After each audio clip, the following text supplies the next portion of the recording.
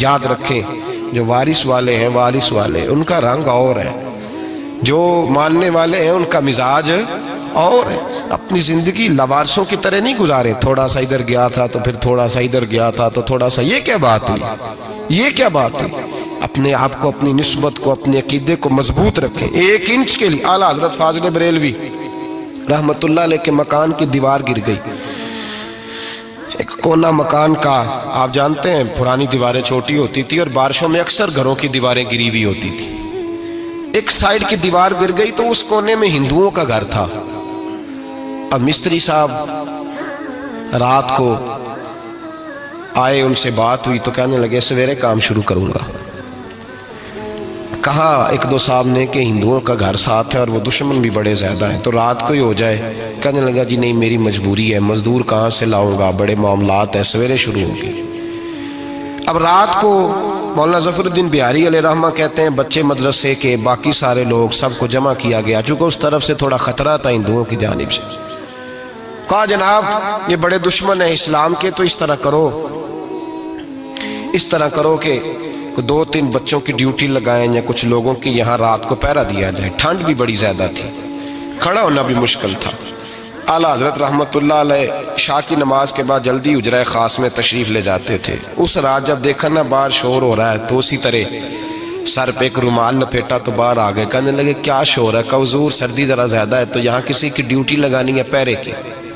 2 minute خاموش رہے، پھر فرمانے لگے کوئی ضرورت نہیں، جاؤ سو جاؤ سارے جا کے، کوئی ضرورت نہیں، جاؤ اپنے اپنے گھروں کو، کوئی حاجت نہیں، پہنچ جاؤ۔ کہا حضور مہربانی کرے، وہ طے ہونے لگا تھا۔ فرمایا میری وجہ سے کیوں کوئی ساری رات بیدار رہے، جاؤ تمہیں کہا نا آرام کرو۔ لوگ سو گئے۔ صبح فجر کی نماز پڑھ کے اعلیٰ حضرت رحمت اللہ تعالیٰ علیہ جب سیڑھیاں اتر رہے تھے رضا مسجد کی، تو وہ جس ہندو کی جانب سے زیادہ خطرہ تھا وہ سیڑھیوں پہ بیٹھا تھا، مسجد کی سیڑھیوں پہ۔ سب لوگوں کی توجہ ہو گئی، کہنے لگا مولانا میں کلمہ پڑھنے آیا ہوں، مجھے کلمہ پڑھا کے مسلمان کر دیں، میں کلمہ پڑھنے آیا ہوں، مسلمان کریں۔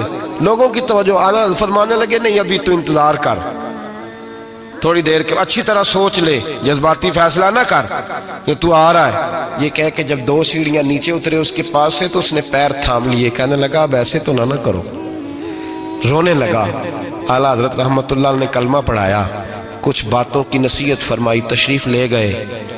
گھیرنے والے گھیر کے بیٹھ گئے، کہنے لگے ہمیں بھی بتا بدلا کیسے ہے۔ کہنے لگا دیوار گر گئی، آدھی رات کے وقت، آدھی رات تک انتظار کرتا رہا، پہرے دار کوئی نہیں، تو 2 تلواریں لے کر جب میں ان کے مکان کی جانب بڑھا، میں نے کہا آج گردن کاٹوں گا اور کاٹ کر کے نکلوں گا۔ کہتا ہے جب میں قریب آیا تو 2 شیر کھڑے تھے، اوپر سے پلٹ کے آیا تو پھر کھڑے تھے، ادھر سے پلٹ کے آیا تو پھر کھڑے تھے۔ فرماتے ہیں میں 2 گھنٹے کے بعد آیا تو پھر پلٹ کے کھڑے تھے، میں پھر 1 گھنٹے کے بعد آیا، سحری کا وقت ہو گیا تو پھر پلٹ کے کھڑے تھے، اب میں ڈر کے بھاگا۔ کہتے ہیں فاضل بریلوی نے اپنی کھڑکی سے منہ باہر نکالا، کہنے لگے اور کتنا تجربہ کرے گا، مجھے تو لاوارث سمجھتا ہے، لاوارث ہوں میں، اور کتنا تجربہ کرے گا، بس کر مان جا۔ میں نے کہا حضور یہ کون ہے، مجھے بتائیے تو صحیح یہ کون ہے؟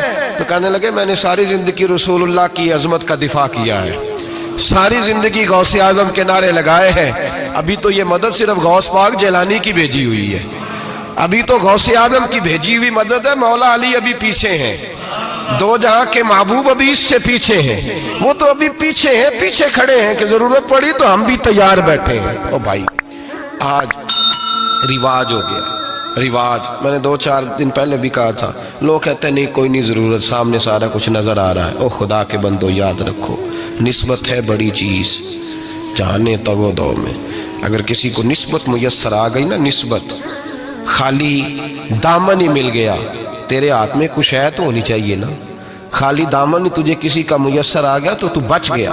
اپنی نسبتوں کی حفاظت کریں۔